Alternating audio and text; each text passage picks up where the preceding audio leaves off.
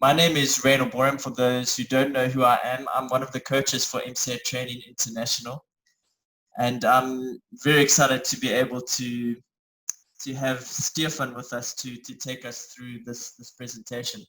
Just a few house rules before we begin is that if you can please remember to keep your mics on mute as well as your videos off, just so that we don't have any disturbances during the presentation. You'll also find at the bottom of your screen that there is a chat box that you can click on. If you'd like to ask any questions as Stefan is giving the presentation, you're welcome to put your questions in there, and then we'll try to address all of them at the end of Stefan's presentation so that we can just get those questions and then Stefan will address them at the end. If you'd also like to get a recording of this presentation, just write as well in the chat box that you'd like the recording, and then just leave your email address there as well so that we can get that to you. So without further ado, it's my privilege to be able to introduce our presenter today, who is Stefan Lessing. Stefan is a leadership and personal mastery coach, a sought-after speaker, master facilitator, and author of the self-study pack, Become the Person You Want to Be. He also holds a B.Prim Ed degree from the Northwest University. Stefan, we're very grateful to have you, and we're really excited for you to take us through this presentation of disruptive times and how to get along with others. So without any further ado, over to you, my friend. Hi guys, thank you very much, Raynor. It's really good to be here today. It is also a little bit of a new experience for me. We've been really finding our feet in the last couple of weeks on this new medium, and I'm really looking forward to sharing with all of you these a couple of powerful principles that I've found in my own life makes a big difference, and hopefully it could be of assistance for you guys as well. So the topic, disruptive times, we've been talking about this for quite some time, but now specifically looking at how to get along with others. Now, what is very important for me is, just before we continue, this handsome young man is the voice you've been hearing, and that's Raynor Borum.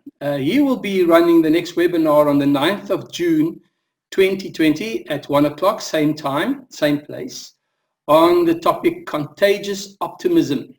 Why tough people lost. Absolutely a relevant topic, and somebody that you can really look forward to listening to. And please put this in your diary, make a note somewhere that you join in 2 weeks' time, the 9th of June at 1 o'clock to listen to this presentation. Before we get into the actual topic of getting along with people in disruptive times, whenever we read a book, attend a course, or just find information on the internet, for whatever information I'm looking for, information, there is always a reason behind it. Some sort of a change you're looking for, some sort of an improvement you're looking for. And when we look at change, it is extremely important that we realize there are 4 extremely important things that need to happen for any sustainable change to happen in your life. Now, the first important thing is, if you don't agree with whatever information is given, be it in a book, in a presentation, in a workshop, if you don't agree with that, or you don't know that something is broken or wrong in the way you are currently living your life and doing things, there's a lack of awareness or a disagreement that something needs to change. No information will make any change in your life. So I have to know and agree and be aware that I need to change. That's the first thing. The second thing is, I need to have a real desire. I really need to want to change and be motivated to change. Because even if I know something is wrong in my life, I'm doing something that's not working, there's something that I want to change in my life, but I don't really want to do it. Remember, any change in our lives goes hand in hand with some sacrifices, pain or cost, or pain, discomfort for that matter. And if I don't really want to do it, the moment the discomfort and the change and the sacrifices show themselves, I'm going to go back to my previous self. So I need to really have the desire and the motivation to change. Thirdly, even if I want to change and I know I need to change, there are certain things in our lives that we want to change, but we don't know how. I need the tools and the skills to bring about the necessary changes that I'm looking for. And lastly, the current reality didn't happen overnight. The way I'm living my life, the way I'm doing things, the way I'm approaching situations, even the way I emotionally respond to certain things in my life is something that has happened over a period of time and has become my normal. That's my current normal. It's become a habit. And anything that needs to be replaced needs to go through a reconditioning process and some practice and some affirmations and some discipline that needs to be put in place until I have reconditioned a new habit. These 4 things is extremely important. It is therefore my objective today to try and help each and every one that's part of this session through a few steps to improve your relationships with the people that really matter to you in a very sustainable way. So let's just get into it. One of my favorite books of all time, written by a guy called M. Scott Peck, The Road Less Traveled. He starts his book with this quote. He says, "Life is difficult." This is a great truth, one of the greatest truths. It's a great truth because once we truly see the truth, once we truly see this truth, let me just move the video out of the way, we transcend it. So, and once we truly know that life is difficult, when we understand and accept it, then life is no longer difficult. Okay, so what is he saying? There is an expectation subconsciously in our lives often that when something is not working, I'm going through a difficult time, like we are currently going, then there's this subtle expectation that creeps into our minds that if this can just go over, my life will become easier. But this happens throughout our lives. We find that when we are unhappily unmarried, if I could just find that special somebody. And then you find that somebody special, and then you say, if we could just have children. And then you get the children, and then you say, if these children can just be out of the house, if I can just have my own time again, if I can just earn a little bit more, if I could just have a bigger house, if I could just drive a better car, and if I could just find another boss, have another manager, work for somebody else, then my life is going to become easy. That's not true. Life is difficult.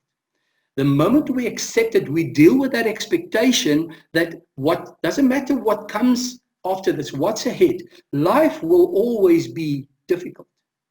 But the moment I don't expect life to get easier, life becomes easier. And therefore, I want us to look at, if you look at life, be it family or business, it's always about relationships. Now, in many of my sessions, I find very interesting conversations around, is it possible to separate my family and my business life? There's almost this expectation from managers that when people come into the workplace with their worries and their stress, that they say, don't bring your personal problems to work. I find that there's tension often between spouses where the husband or the wife comes home and they've got a very stressful situation at work. And they come home and they are a little bit down or they are irritated or irritable, and you find a spouse saying to them, listen, don't bring your work stress home. And this is, it's understandable that you want that because a manager expects the best output from his staff at all times because they pay their staff for value add. And when something is deducting from that and causing the staff member not to be able to do the work as well as he or she could, there is this expectation that we need to put this aside and get on with the work. There's research being done about fathers and moms that are unhappy at work coming home, that sometimes the kids are better off with you not coming home, even if you come home early, because it's not good to have a parent at home that is stressed out and not doing the mom and dad thing very well because of preoccupation of what's wrong at work. But we need to admit and realize that my family and my business is always with me. And it's not about leaving the business at work or my family problems at home. It's a matter of learning how to deal with these stressful situations in such a way that we can be fully present where we are at all times. Now, we say life, family, and business is about relationships, and relationships are complicated at the best of times. Now, going through a period like this, even in my own family, you find how certain things that normally work is not as simple anymore. So the moment things get difficult and understanding how the brain is working, which is a topic for another time, then you realize that people start acting differently. So even in the best of times, relationships are complicated. But when we work through stressful times, it's even more difficult. So what can we do to make relationships better? Art Williams says a beautiful thing. He says, I'm not telling you it's going to be easy, but I'm telling you it's going to be worth it. Whether it's something that you need to address at home or whether it's something you need to address at work, the harder the work and the effort you're putting in doing the right things, the more worth it's going to be.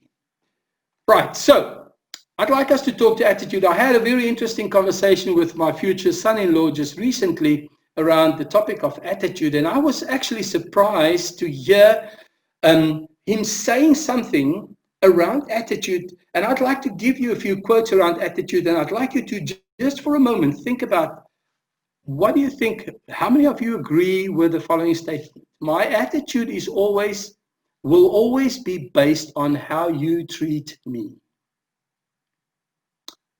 And the other one, which is pretty much the same, don't confuse my personality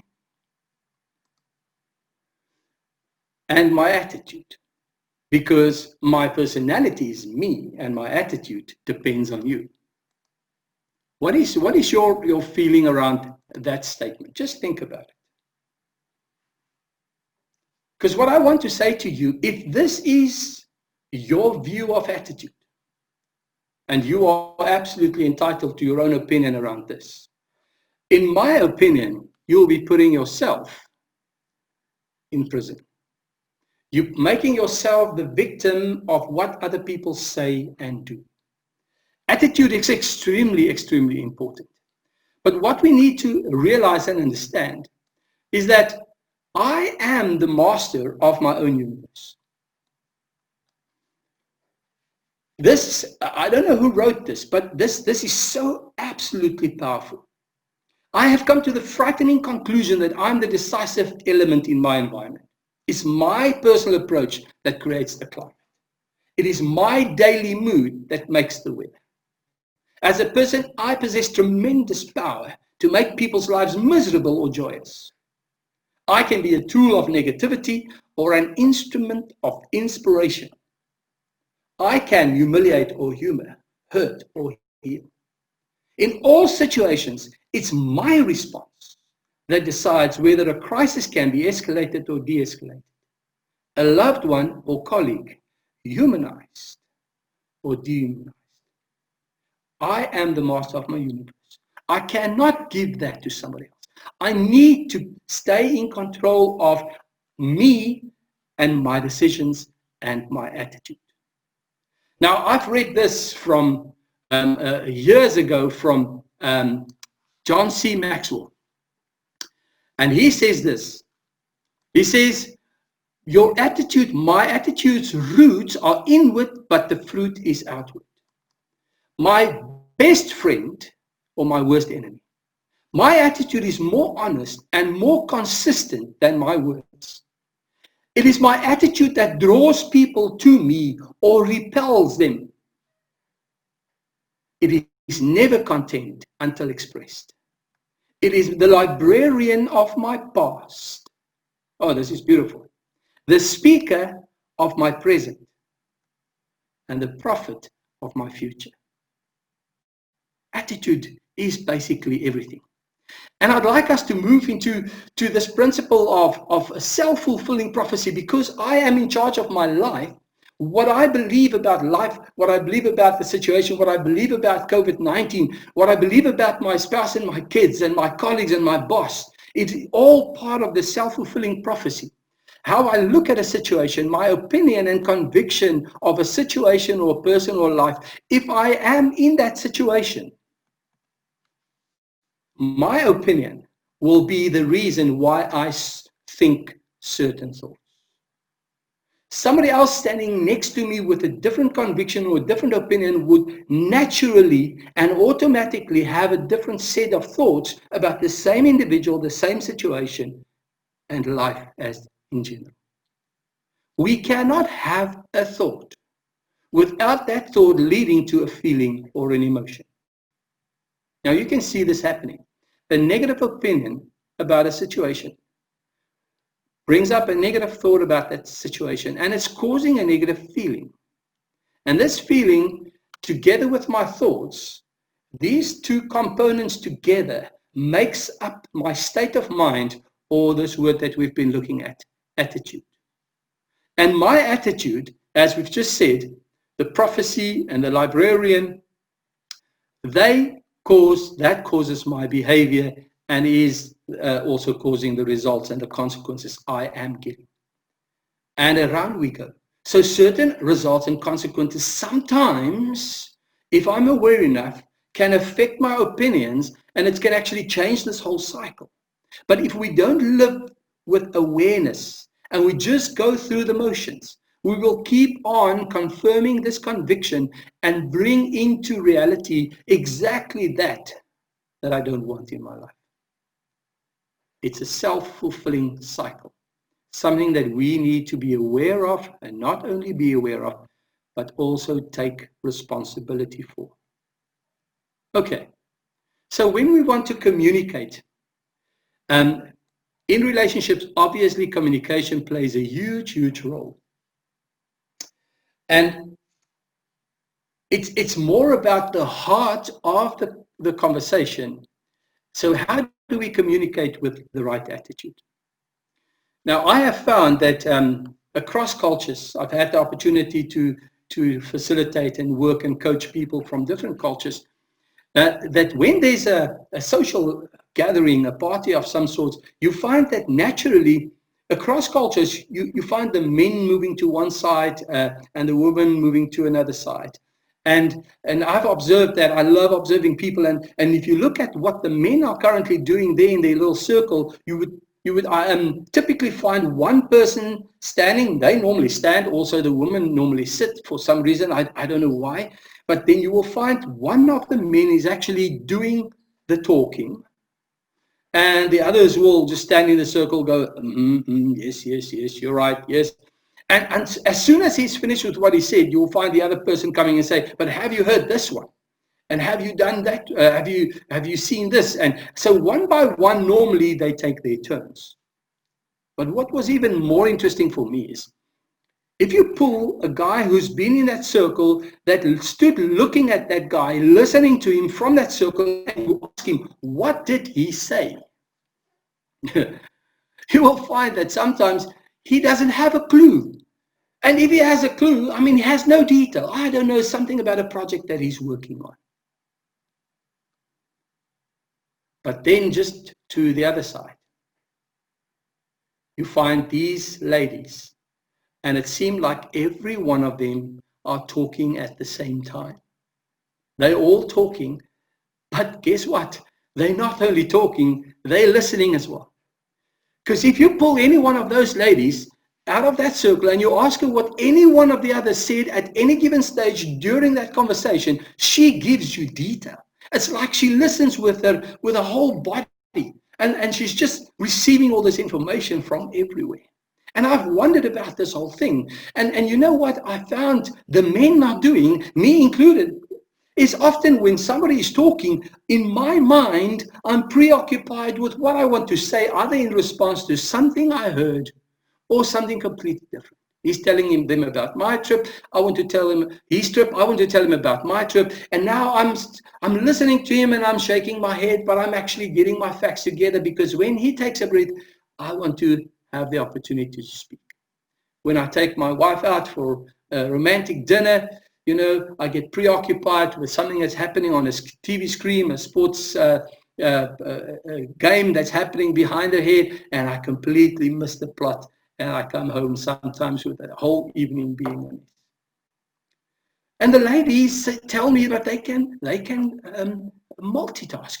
They do more things at a time. And although multitasking is doing more than one thing exactly at the same time is not quite possible, women are a whole lot better between tasks.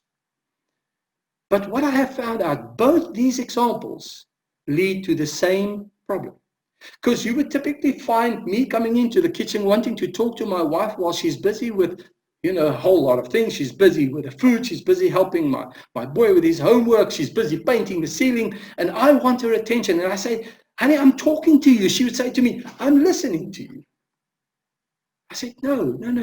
I want you to look at me. She says, but I can't now. I'm busy. I have to get these things done. If you help me with the dishes, then I can give you my full attention a little bit later tonight. So when at work we are talking, you will find men being preoccupied with things they want to say, and women will be busy multitasking. She will be on a computer busy, and you say, I want to talk to you. She says, go on, and she will type away, and they will just make a nod because she is listening and hearing. But both parties get the same feeling that what I have to say is not important to you. When we talk about communication, it's important that we care more about the person and the relationship than my opinion and the message I have. That's so that we communicate from the heart. And the more I care about the individual than my opinion and my message, I approach this conversation with a different mindset. So both the man and the wife feels uncared for if we don't give them our undivided attention. The biggest gift you can give somebody is to be fully present in the moment when he or she is speaking to you. Then, don't listen to respond. Don't be preoccupied.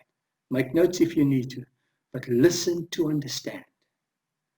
How do I listen to understand? I let this person speak. I ask questions. I clarify. I check understanding. And then when I respond, it's a complete different story than initially. Thirdly, I listen in such a way that people want to talk. I give them my eyes. I give them my ears. I give them my attention. I give them the gift of my attention. And lastly, speak in a way that people want to listen. You know how often two people will request the same thing from a group of people, same task, and the one group will go away happily doing the task with the other group, drag their feet, they don't want to get into it, and it's all about how they've been spoken to. So, speak in such a way that people want to listen. And then lastly, don't make assumptions. And this session is all about not making assumptions, and I'd like us to get into a little bit more detail with that. Assumptions are the termites of relationships, according to Henry Winkler. Get rid of them. Okay, so I suppose some of you will know why I've got this little picture on here. I mean, it's a very old one. When you assume, don't assume because you're making an ass. There's a donkey out of you and me. Don't assume.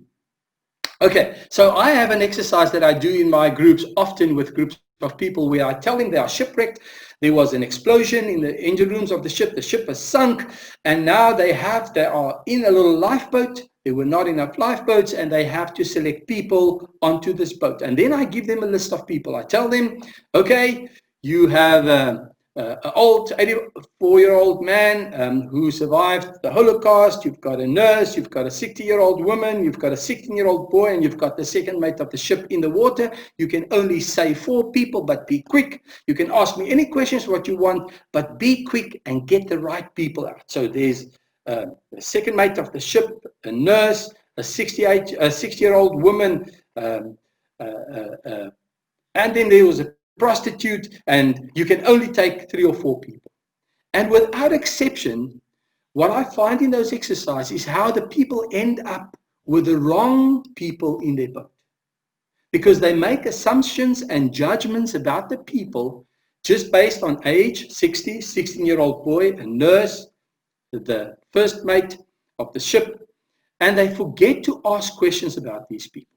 And now they end up with the wrong people in their boat. In Eskom, we did long sessions about getting top management to get the facts out of the business because people are too afraid to speak up, and then management makes assumptions about what's happening in the business. And with not the right or limited information, we are making the wrong decisions, and we end up with the wrong people in our boat. Because this 60-year-old woman is a retired medical doctor, and the first mate of the ship got injured, and the prostitute is a male, and all sorts of information. And most of the time, these groups forget to ask me questions. They just jump ahead, get the right people that they believe are the right people in their boats, and they end up with the wrong people because they made assumptions. Now, an assumption is an idea of thinking that things happened in a certain way without knowing for sure. Sometimes an assumption may seem like common sense to you, but it may be far from the truth and far off from what other people is doing and thinking.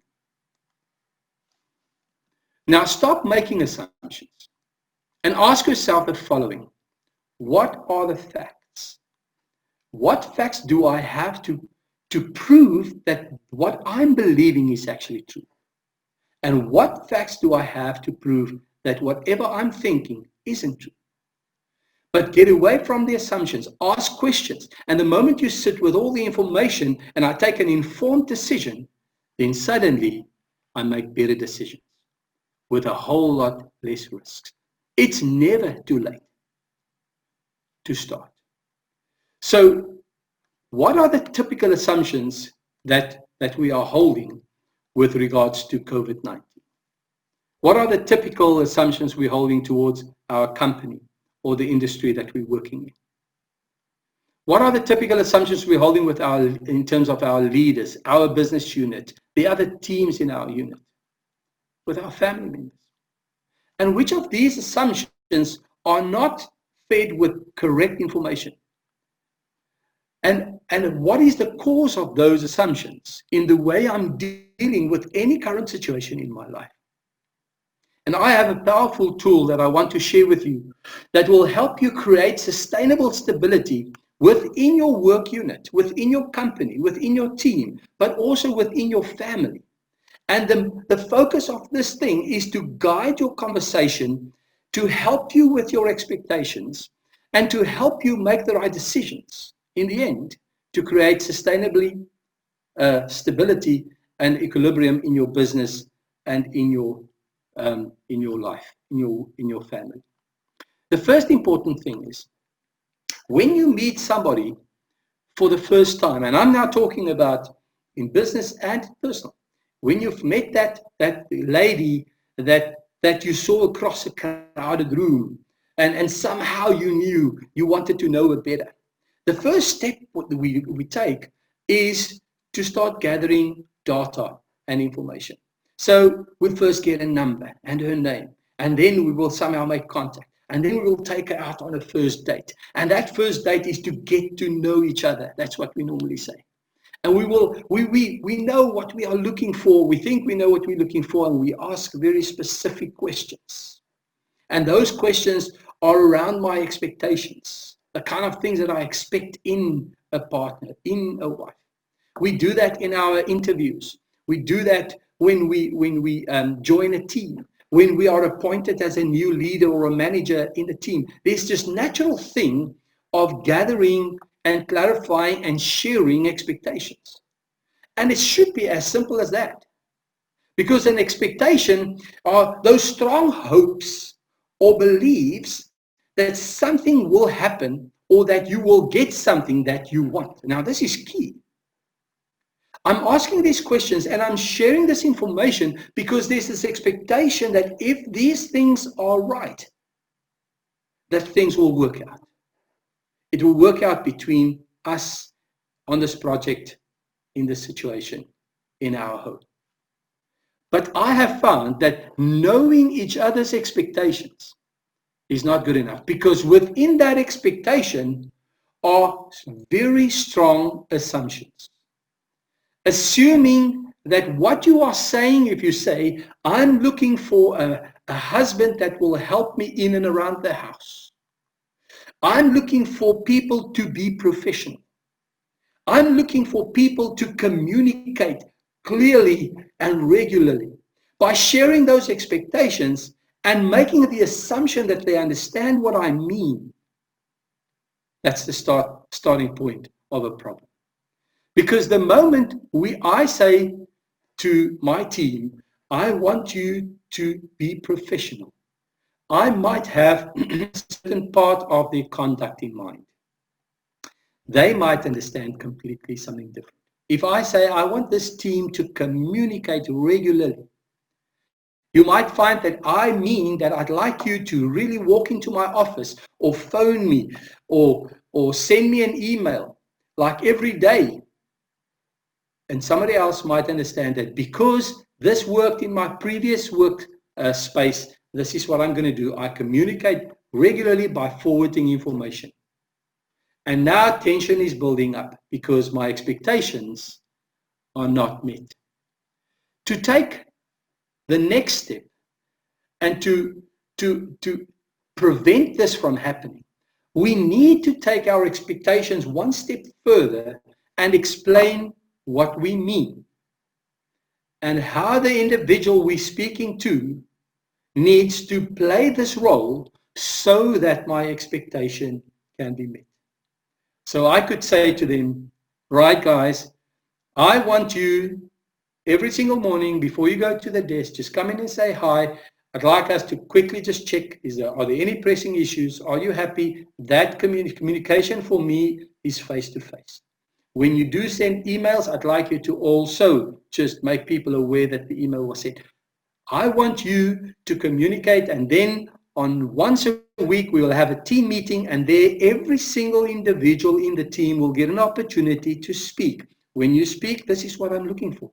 I'm going way beyond just saying, I expect you to communicate regularly. I tell them exactly what effective communication means to me. Because if my wife said to me, I want you to help in and around the house. And in my house where I grew up, where my assumptions come from, my picture comes from, my dad never picked up after himself. He left his towels on the floor. He never helped. I mean, he was treated like a king. He came in, he sat on his chair. Everybody brought his food and cleaned around. And I decided I will not be a father like that. I will pick up after myself. I might easily understand that by being a whole lot better than my dad and pick up after myself, I am fulfilling this expectation of my new spouse. Until one day, there's this big fight. And I realized, my goodness, I did something wrong. And she said, but we agreed that you will help around the house. I said, but I am helping. And she says, what are you doing? I said, well, I pick up the towels after I've bathed. I put my clothes away. I put my shoes away. You never see anything of me lying around. And she says, that's exactly what I expect from you. Everybody in this house should be doing this. That's not helping me. So what do you want me to do? Well, you can do the dishes. You can help around, with a bedroom and help me make the bed. Suddenly I realized what she meant was not what I understood. And that's extremely important that we have that conversation. In my house, I've agreed to my wife that I will do the kitchen and I will clean up in the kitchen. And then I found her coming after me cleaning up, even after I've thought I cleaned up, until we sat down and said, what do you expect from me? And we had to get this clarity and commitment that we will do this in the following way, and that will actually address my commitment, my expectations, and give me what I'm looking for out of this relationship. When a manager sits with his team, it's important that they not share only expectations, but also get clarity in terms of the roles. If we get these two things right, in any relationship that we find ourselves in, there should be stability and productivity and confidence. We are clear on what we expect from each other. We are clear on what we need to do. And in our house, we know what we expect from each other, and we play those roles in the way we've agreed to it, and therefore we have the stability and productivity until there comes a change. The slightest and the smallest of changes immediately brings assumptions into the system. So in a house, there's a new baby, or one salary becomes two salaries, or two salaries become one salary, or suddenly from a good income, no income in the current situation where we're in. It could be a small change. There could be just one team member that gets added to the team, or another project gets added to the team, to the project, or another component gets added that wasn't part of the scope initially. At the moment that small change comes into, assumptions come into the system. And different people have different ideas and different thoughts of how this change is affecting our existing agreement. That happens mostly in a subconscious level. But now we all change our behavior and our role in line with our assumptions. And guess what? Suddenly we realize it's not working. There's tension. And we call it, this is John J. Shearer's pinch model, if you want to go and Google more on that. Suddenly, it's like walking in the supermarket when you are a small little kid and you do something that your mom can't give you a hiding for, and she doesn't want to shout. She just gives you a little pinch at the back, and you realize, oops, she's not happy with something I did. Now, this pinch tells you in the family, in the team, in the department, something is wrong. Something is not working as smoothly as it's supposed to. And if we don't act on this pinch, this leads to ambiguity or uneasiness, and this uneasiness leads to people starting to, where are we now, to either feel anxious, guilty, because they feel I'm getting it wrong the whole time, I'm not pulling my weight, the manager or my wife or my husband are not happy with me, I'm in trouble the whole time. And you find, especially if you look at the family, you look at the children, blaming, no, he did it, she did it, it wasn't me. And then a quiet resentment depending on who you are and the way you deal with things. This creeps in, and there's a whole lot of negative energy flowing this way. This often gets, some people, this happens quickly. Some people, it takes weeks. I mean, in our family, it took until last week for this crunch to happen within the COVID-19 situation, where suddenly we realize we are not as okay as we think. And there's this explosion, and there's this fight, and this leads to a standoff, and I call it the premature standoff, because often from this situation, everybody says, okay, calm down. This is difficult times. Everybody, just calm down and let's try harder. And because we try harder, we keep on doing the same things within this changed circumstance, that just leads to another pinch, and we have this vicious cycle happening until often in companies, somebody says, no, this is not what I signed up for. This is not what I'm looking for. This is not what I'm looking for in my life. This is not what I expected. I don't want this. And you'll find resentful termination or divorce, or a child actually leaving his parents' house in a very unhappy way, because we allowed and we missed the pinch.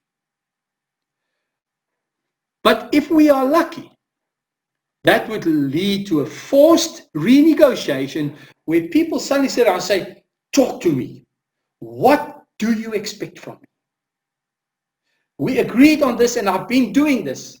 And now suddenly we are forced to gather new data and say, but listen, things have changed. And now when I found this powerful model for the first time, I mean, I've been married for a couple of years and we had children, and I couldn't remember when we formally sat down and say, listen, these are changed circumstances. Things are different. How do we do it different so that we work it out in a new way? Let's agree on new roles. Let's commit to something more, something different. And then that leads to new stability and productivity. But the nice thing about knowing this and to live with awareness and to know that sometimes, the smallest of changes happen. The moment you find there's a pinch, you can say, instead of going to the left and having all these negative energy playing it out, let's just have a deliberate negotiation. Okay, cool. I'm aware that there's some changes. These are not natural circumstances. I'm not doing well. I'm struggling. I know I'm making certain assumptions. I know you are. Let's just quickly talk about your expectations, my expectations, and how we're going to deal with this within this changed environment. When I speak to leaders in companies, I challenge them to have these printed and put on a wall, to take one step further and put it as a standard point on their agenda where they have their meetings. So that with every single meeting, we can sit as a team, as a family, as a couple, and say, listen, were there any changes? Are there any things that are bothering you? And I must admit that fortunately we had a family meeting last week, and we actually got two teenagers, almost 15, around the table, and a very difficult wannabe teenager who's turning 10. And facilitating a conversation was difficult but necessary and good, where we said, what is it that are currently bothering you? Where are your pinches? And where is it coming from? And what do you expect from that person? And what should I and mom stop doing so that these things can be better for you guys? And when you sit with your team, you say, guys, listen, make yourself, allow yourself to be vulnerable and to be real and to be authentic and say, I'm also struggling and I don't know what to do here. And guys, please understand that I'm also human and I'm also afraid. How can we deal with this? And then agree on the roles in line with clearly clarified expectations with regards to the job at hand and how we're going to deal with these difficult situations. Rather communicate too often than just too little. And make this conversation as far as possible face to face so that you really get to the bottom of these things and agree and commit to the way forward. Powerful, powerful model that has really helped me, that I believe can be a helpful to you as leaders and family members, even leaders of your families. What you can do is, even before the pinch, if you know that there's a change, be proactive enough and sit down and let's talk about it. So what I want you to do is to plan and have a meeting. You decide what areas in your life are currently really hurting. What relationship in your house are currently hurting? And then it is important that there's a bit of a framework so that we really get to the bottom of the real things. And it helps to sit with your family and sit with your team and say, this is how I see my role. This is the role I see for myself. And allow people to give input and say, okay, that's interesting. I never saw it like that. But just share and describe how you see your role in the company, in the team, in your family. But then, if it's possible to do this as a little exercise, sit down and write down what you believe is your number one strength and weakness. What are you bringing to the table? And where do you need help? Very important is to make a list of what you think the other party expects from you as a manager, as a leader, as a team member, as your spouse, as a sibling. But make that list very clear that this is what I think they expect from me. But then make a second list of your expectations of each of them. Now, if everybody does this, remember to relate it to roles. You can't just share your expectation. Don't do that. If you do that, this is what I get. Rather do that. But be open to say then, what is it that I need to do from my side? The team themselves, spouse, children, what I think dad, mom expects from us, from me, what I expect from my siblings, and then relate them to specific roles. Please, can't you stop doing that? I know that there are certain areas where certain people are a whole lot more tense and there's this open nerve in terms of maybe your room or a certain space in the house. Make sure that you share this. And then what do we expect from each other in departments as a whole? Okay. Now, once you have done this, I'm going to leave this up so that maybe I'm happy also, guys, to share these slides with you. If you want me to share the presentation with you, I'm sure Raynor and them will share it as well and make it available. But if there's any reason why you want to make contact with me, please also in the chat box, we will have a little time for questions later on, but just ask and I'm happy to make contact with you. Right, just a process that helps you write down the kind of things that makes the expectations and the roles clear and get everybody an opportunity to speak. Once this conversation has happened, obviously you're going to sit with a whole lot new information that you didn't have initially. Now these things, there are 4 questions that's got the possibility of changing your life. And remember, we are always one decision away from a complete different life. One decision away from a complete different life. And these 4 questions has actually helped me in my life many a time before. There are certain things that I'm doing that is just not acceptable.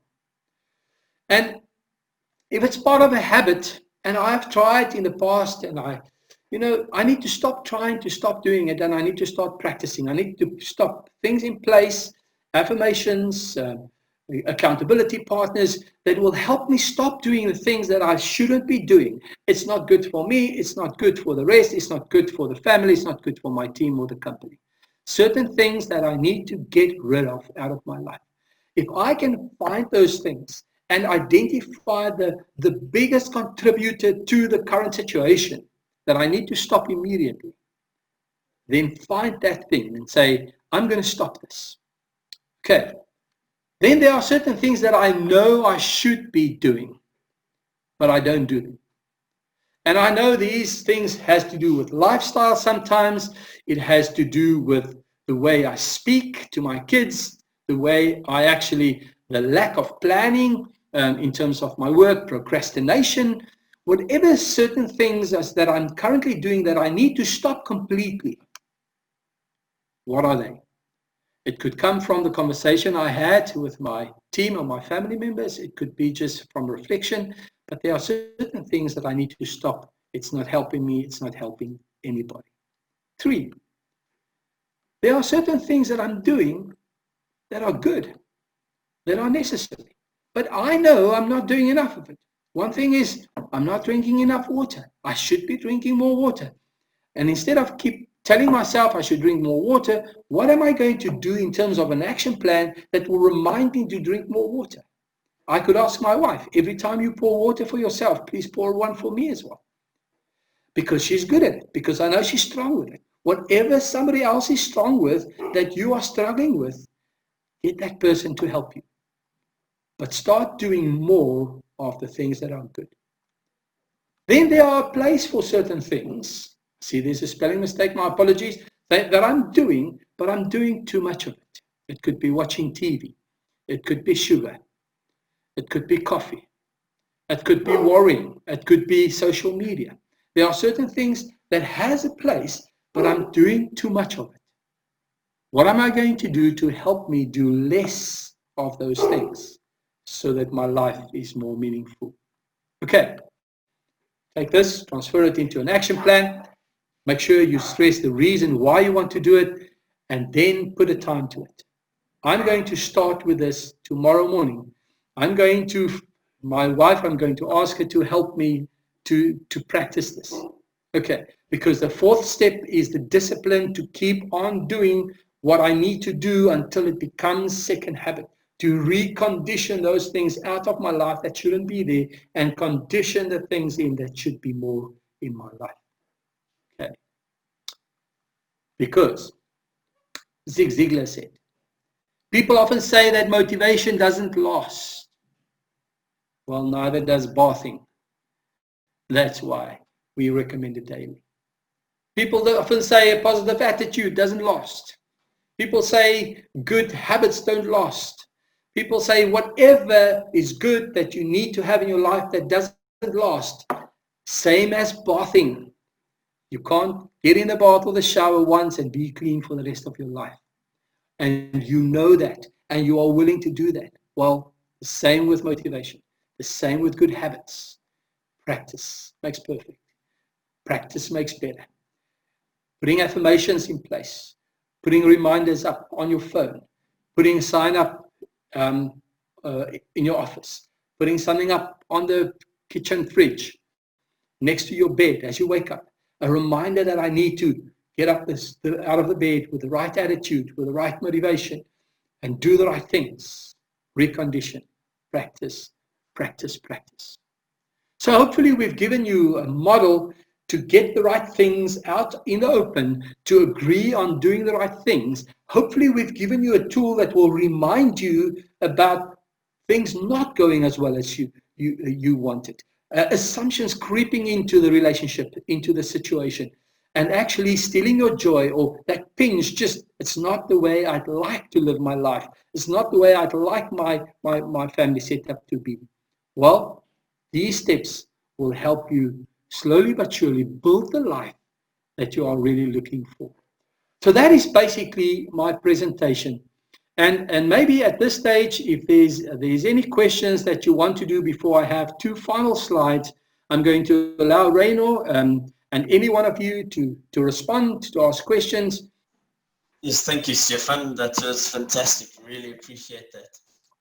Just a note here from Jimmy for you, Stefan. He said, food for thought. Thank you, Stefan, for some new tools to adjust to the new normal, a disrupt world.